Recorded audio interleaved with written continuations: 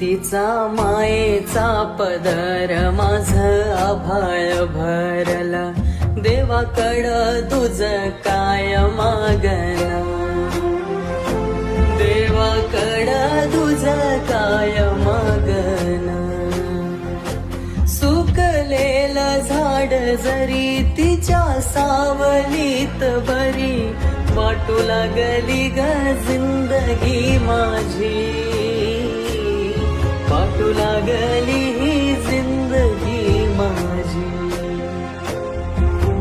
गावाकडची हाक तू, नातवाची आस तू, मायेचा गडोईवरला हात तू,